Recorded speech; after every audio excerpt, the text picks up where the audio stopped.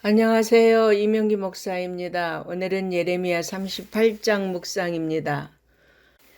바벨론 군대의 포위 공격을 받은 위기 상황에서 고관들은 예레미야의 예언에 더욱 반감을 갖게 됩니다.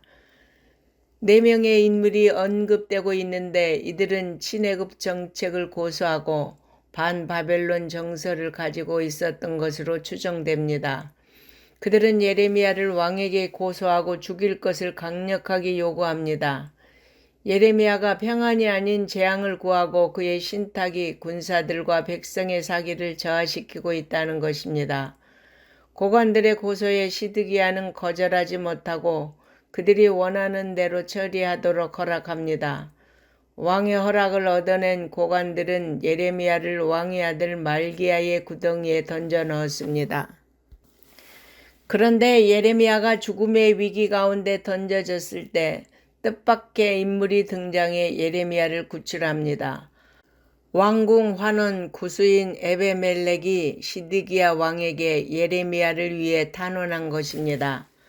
왕궁의 내시인 에베멜렉은 시드기야에게 예레미야가 구덩이에 갇히게 된 것은 부당하며 악한 일이라고 고했습니다.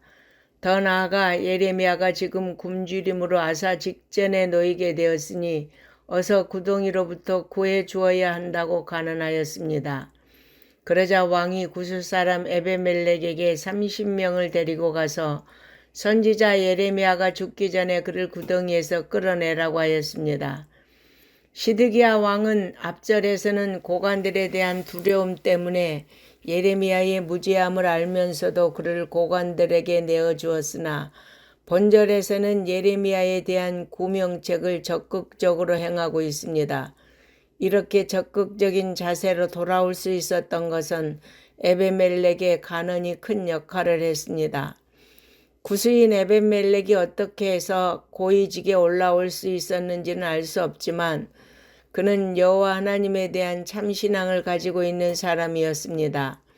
혈통적 유대인 실세들은 하나님의 참 선지자를 죽이려 하는 반면 오히려 이방인이 예레미야를 살리기 위해 목숨을 돌아보지 않고 왕에게 탄원을 하였던 것입니다. 본문은 구수인 에베멜렉의 도움으로 말기야의 구덩이에서 나온 예레미야가 시위대 뜰에 머물고 있을 때 시드기야 왕이 그를 불러와서 하나님의 신탁을 은밀히 묻습니다.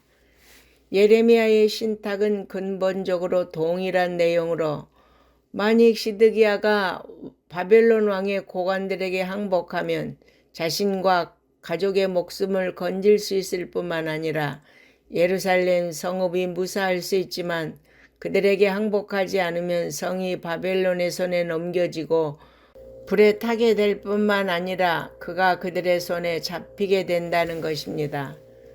그러나 시드기야는 예레미야를 만나 하나님의 신탁을 들었지만 그 신탁에 따라 행할 용기를 갖지 못한 지도자였습니다. 그는 여전히 하나님이 아닌 사람들을 두려워하는 모습을 보이고 있습니다. 너무나 안타까운 것은 그가 우유부단함을 버리고 전적으로 하나님의 말씀에 순종했다면 그 결과는 크게 달라졌을 것입니다. 따라서 우리 성도들은 하나님과 세상의 중간에 서는 기회주의적인 태도를 버리고 오직 하나님만 바라보고 그의 말씀에 절대적으로 순종하는 것이 살 길임을 잊지 말아야겠습니다. 아멘.